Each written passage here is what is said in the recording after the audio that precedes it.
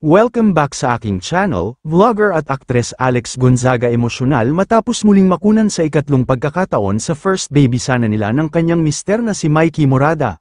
Panuurin at pakinggan ang buong detalye.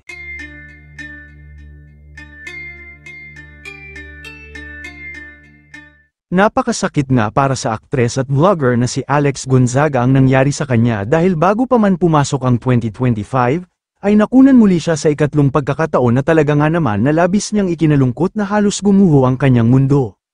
Mismong asawa niyang si Mikey Morada ang nagkumpirma ng malungkot na balita sa interview sa kanya ni Tony Gonzaga na mapapanood sa YouTube channel niyang Tony Talks. Ayon kay Mikey, nakaranas muli ng miscarriage si Alex noong December 2024, ito'y matapos ngang makunan ng aktres ng 2 beses mula nang ikasal sila taong 2020.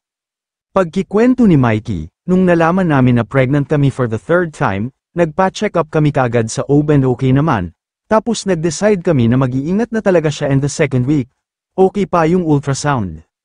To be honest, kami ni Catherine, nung nalaman namin na pregnant siya, hindi namin talaga akalain, wala kaming plano, ang plano namin, baka posibleng mag-prepare muna ng katawan, IVF, pero naturally pa rin, gusto naming subukan.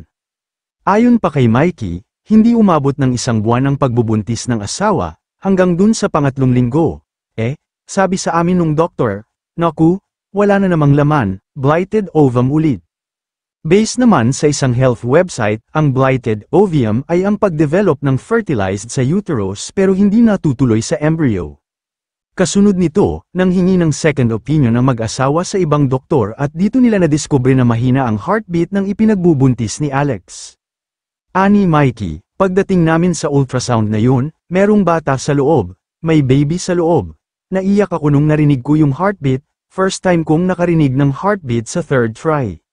Dagdag pa ni Mikey, nalaman namin na mababa yung heartbeat, na 65 lang, so that same day, pumunta kami sa ospital, tinry namin habulin, baka masave pa yung baby.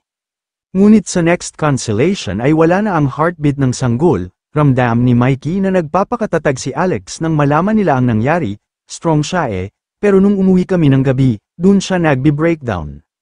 Gayunman, pag-amin pa ni Mikey, at the end of the day, biyayaan man daw sila o hindi ng baby ni Alex, ay mamahalin niya pa rin daw ito at pipiliin niya na makasama habang buhay dahil mahal na mahal niya si Alex. Well, malay natin hindi pa talaga ito ang tamang pagkakataon para sa kanila.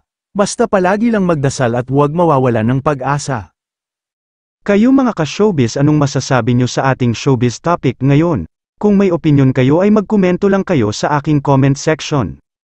At syempre kung bago pa lang kayo sa aking channel ay mag-subscribe na kayo para lagi kayong updated sa mga showbiz trends na ina-upload ko. Maraming salamat po.